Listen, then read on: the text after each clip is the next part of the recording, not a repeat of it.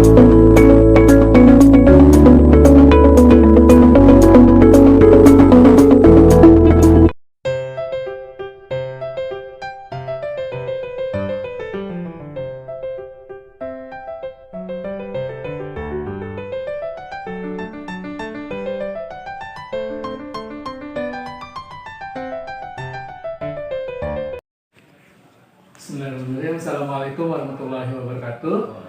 Perkenalkan, nama saya Pangesti Budi Santoso, calon guru penggerak angkatan 6. Dan hari ini alhamdulillah saya sudah diterima oleh Bapak Uus, Kepala Sekolah dari SMP 3 Palmanyat. Dan hari ini saya sengaja berkunjung ke Pak Uus dan rangka penyelesaian tugas demonstrasi kontekstual modul 3.1, yaitu tentang pengambilan keputusan sebagai seorang pemimpin pembelajaran. Selamat pagi, Pak. Pagi.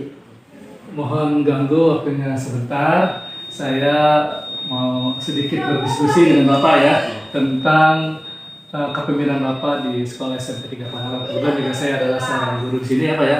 Jadi saya minta izin, minta share pengalaman Bapak ketika menangani kasus-kasus yang menjadi semacam dilema etika. Jadi ada pembelajaran dalam guru penggerak ini disebut dengan dilema etika, di mana ada kasus yang sama-sama penting gitu ya. Nah, ini saya ingin belajar dari Bapak bagaimana Bapak bisa menangani kasus-kasus ini.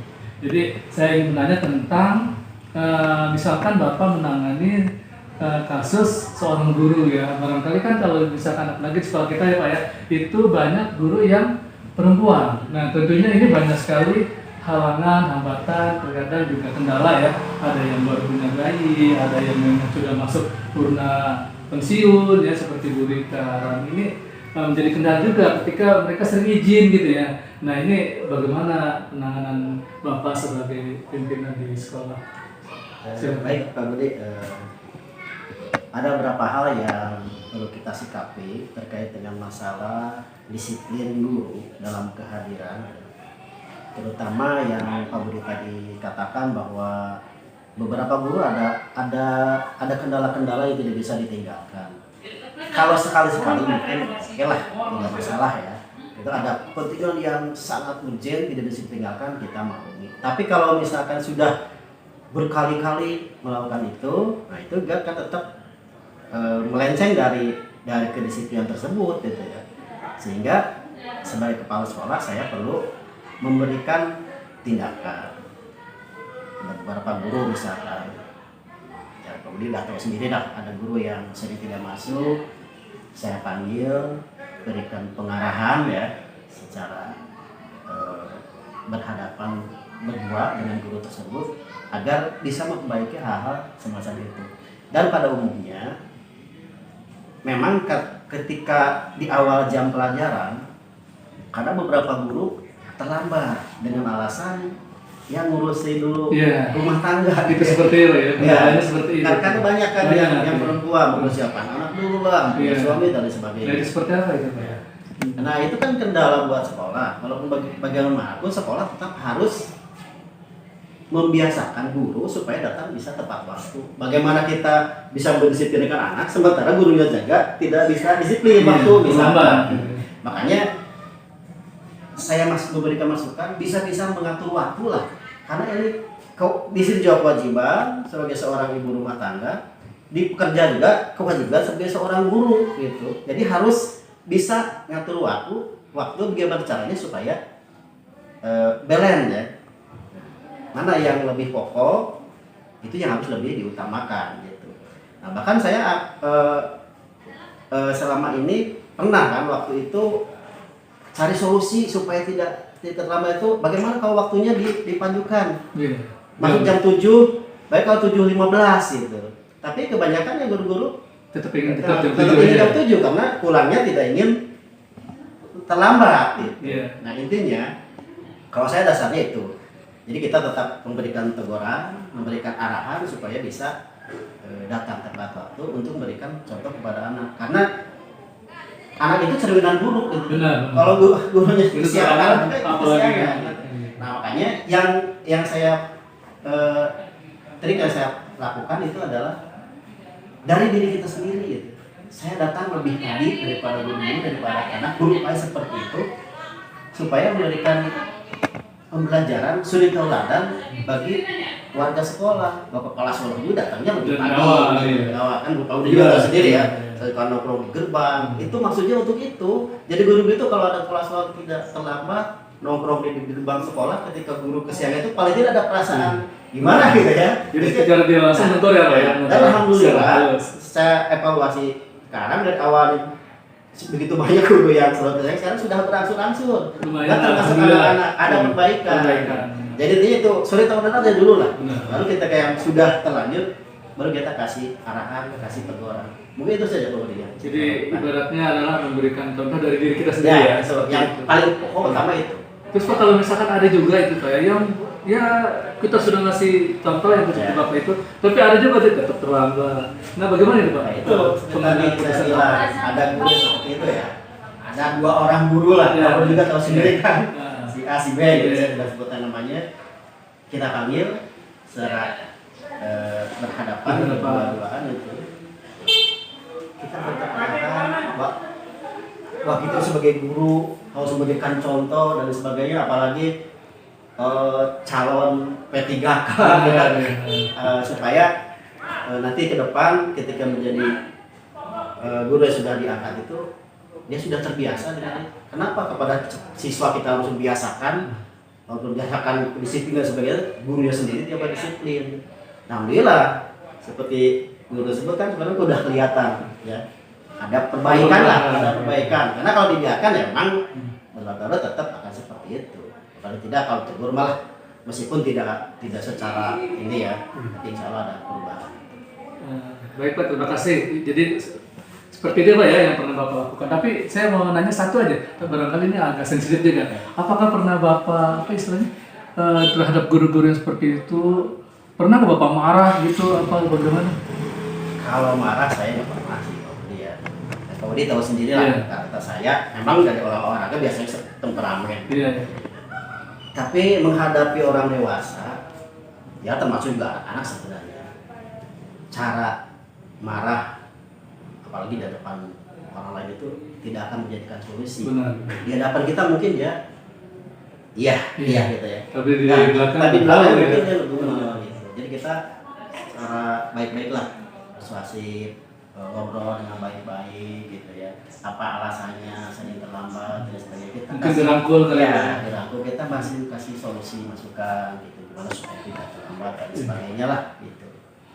Oke, baik Bapak, terima kasih banyak Pak ya sudah mengganggu waktunya nih. Jadi ini salah satu tugas yang memang harus saya selesaikan dalam waktu ini. Amin, amin. Jadi terima kasih Pak Us. Ya baik, demikianlah wawancara saya dengan Bapak Kepala Sekolah SMP 3 Karanganyar, Bapak Uus, yang sudah menjadi kepala sekolah sudah puluhan tahun ya alhamdulillah, dan beliau sekarang bertugas di SMP 3 Karanganyar. Dan saya juga sebagai guru yang di bawah pimpinan beliau. Lebih kurangnya saya mohon maaf. Wabillahi taufiq wal hidayah. Wassalamualaikum warahmatullahi wabarakatuh. Wassalamualaikum.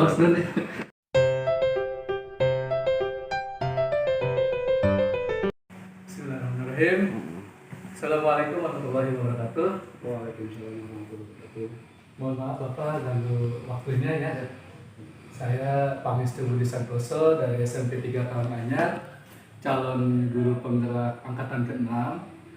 Ada tugas untuk mengerjakan demonstrasi konseptual, di mana tugasnya itu adalah untuk mewawancarai Bapak Kepala Sekolah dalam hal keputusan. Jadi bagaimana ketika ada sebuah kasus, Bapak Kepala Sekolah itu memutuskannya. Jadi di sini kami para guru CGP diminta untuk istilahnya observasi atau survei tentang bagaimana pengambilan keputusan dari Bapak Kepala Sekolah ketika ada kasus. Nah dalam kasus ini barangkali Bapak pernah punya pengalaman ketika ada misalkan murid Bapak ya yang sudah lama tidak masuk, kemudian ini kan akan menjadi hal sebuah yang dilematis ya, ketika anak itu jarang masuk, tapi mungkin juga kan banyak istilahnya banyak alasannya juga ya, banyak hal-hal yang membuat anak itu tidak masuk.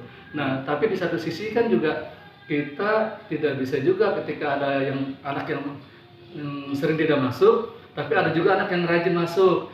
Nah ini seperti apa kira-kira penyelesaiannya Pak Dadan? Dan mungkin Pak Dadan ini adalah Bapak Kepala Sekolah dari SMP 5 Muncang, Kabupaten Lebak.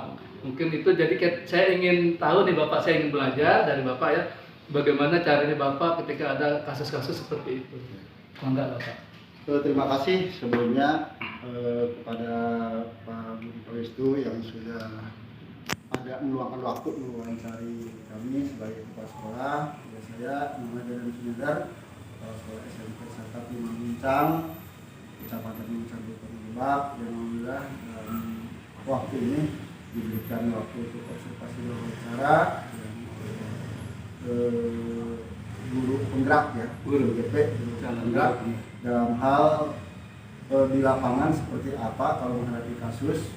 Contohnya seperti tadi ada siswa terus terang kalau di daerah itu banyak siswa yang tidak masuk. Benar. Dan juga kadang-kadang penanganan seperti apa. Iya. Cuma kan untuk yang sekarang itu penanganan itu kan kita tidak bisa secara radikal, tetapi humanis dan juga karena target pemerintah juga kan ingin mentuntaskan wajib belajar.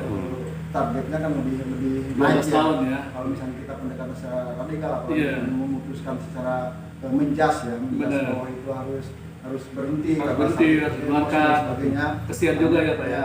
Hanya kita dengan teknis paling yang pertama pendekatan secara rumpisit ya.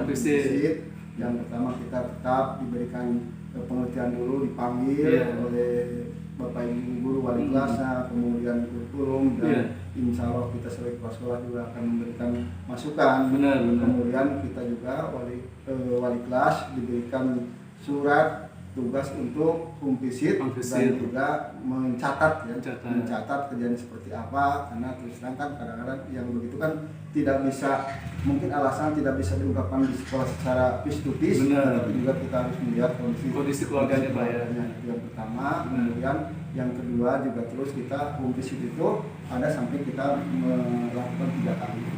Kalau 3 kali, 3 kali rumpisit ya, tiga kali.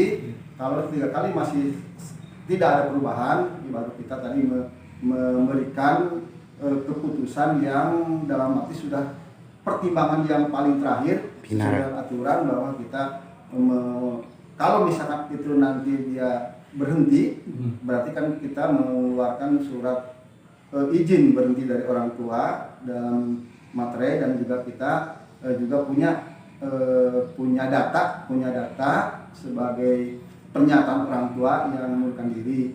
Kemudian yang keduanya kalau misalnya dia masih berlanjut ya kan juga tetap kita harapkan tetap masih berlanjut ya, berlanjut dengan mungkin dengan resiko apapun ya. Terus yang terakhir yang ketiganya sebagai gambaran dia kalau misalnya berhenti kita tetap catat dan dilaporkan kepada dinas pendidikan seperti perubahan di Dapodi dan sebagainya. Ya, pada intinya menghadapi kasus seperti itu kita tetap pendekatan secara humanis, kemudian yang keduanya memvisit oleh wali kelas, kemudian kita sebagai kepala sekolah juga meminta laporannya, kemudian data di situ ada di data kalau misalnya dia berhenti ada data mutasi, kemudian data di absen juga yang sampai hilang, karena itu adalah bukti fisik yang otentik untuk kalau misalnya suatu waktu ada permasalahan itu pihak ketiga dan sebagainya gitu yang. Tapi sementara ini kita tetap tidak ada niatan sedikit pun untuk memberhentikan apalagi mendeokkan siswa di tengah jalan. Tetap kita secara pendekatan itu akan selalu, karena target pemerintah kita wajib belajar itu sekarang targetnya harus memenuhi. Itu mungkin sementara yang bisa saya jelaskan. Berarti seperti itu Pak ya, jadi kita udah main keluarin aja ya, walaupun anak itu sering tidak masuk ya, kita lihat dulu ya. Memang secara emosi secara pribadi kita ada aja. Cuma kan kita tidak. Karena kan kadang-kadang ada murid juga bilang, wah itu mah kagak sering tidak masuk. Tapi kok naik kelas ya, mungkin ini yang yang harus kita lihat ada datanya, jangan sampai anak itu benar-benar berhenti sekolah ya Pak ya. Nah kemudian misalkan gini Pak, ini kan jadi dilematis juga ya. Ada anak bilang, Pak itu sering tidak sekolah gitu, tapi kok lulus. Nah itu Bapak seperti apa nanti argumennya atau alasan kepada siswa atau barangkali ke guru ya, kan pasti ada ya Pak ya yang istilahnya yang sirik atau tidak mau inilah istilahnya karena dia jarang sering tidak masuk, tiba-tiba lulus kan. Ya, itu bagaimana Pak kira-kira untuk memberikan argumen kepada ibu guru, bapak guru atau bahkan ke murid seperti itu? Terima kasih. Memang kita akui selain pengertian ke anak dan juga sesuai dengan aturan, memang kita akui untuk indikator indikator untuk lulusan kan tidak hanya semata-mata absensi dan sebagainya. Mungkin nanti dari absensi juga persentase berapa, kemudian kita banyak, apalagi dengan kondisi sekarang kurikulum merdeka itu harus ada capaiannya dari tugas, kemudian dari portofolio dan sebagainya, yang mungkin nanti meskipun kita tetap mengarah kepada nilai minimal gitu ya, nilai minimal KKM itu. Kalau misalnya KKM setelah dilihat kita indikator dari absensi sekian, kemudian sekian kurang, apalagi yang mengemuka ya, yang secara real kelihatan oleh siswa yang lain itu kan dari absensinya ya. Mungkin dari ulangan nanti kemudian diberikan tugas dan sebagainya pada waktu akhirnya, yang mudah-mudahan rumus penilaian yang akhirnya itu kita tidak di bawah KKM gitu. KKM. Hanya mungkin tetap kita memberikan pengertian bahwa aturan meluluskan siswa itu ada persyaratan ini. Karena kan terus terang memang ada bagian indikator akhlak, ada indikator seperti tadi. Memang kalau itu kan persentase absen dan sebagainya itu kan masuk kepada KTSG sekolah masing-masing. Sekolah masing-masing tidak akan sama dengan sekolah yang lain. Mungkin kalau misalnya itu memenuhi target KTSP yang ada di sekolah kita, ya mungkin itu hal itu kenapa tidak diluluskan. Cuman tetap pada intinya kita harus jangan sampai di bawah nilai KKM tadi. Baik Pak Dadan, terima kasih banyak nih. Saya sudah banyak belajar ya dari Bapak sebagai pimpinan sekolah. Barangkali nanti bisa bermanfaat, mudah-mudahan bermanfaat buat saya ya sebagai calon guru penggerak yang akan kenal. Mudah-mudahan nanti bisa saya terapkan dalam kedepannya, di depan barangkali nanti saya juga dapatkan tugas seperti itu. Sudah banyak belajar dari beberapa kepala sekolah. Baik, mungkin itu yang bisa saya sampaikan, dan juga terima kasih kepada Bapak Dadan Sunandar yang sudah kepala sekolah SMP 5 Muncang yang sudah memberikan bagaimana cara pengambil keputusan yang baik. Sekali lagi terima kasih Pak Dadan. Sama-sama. Mudah-mudahan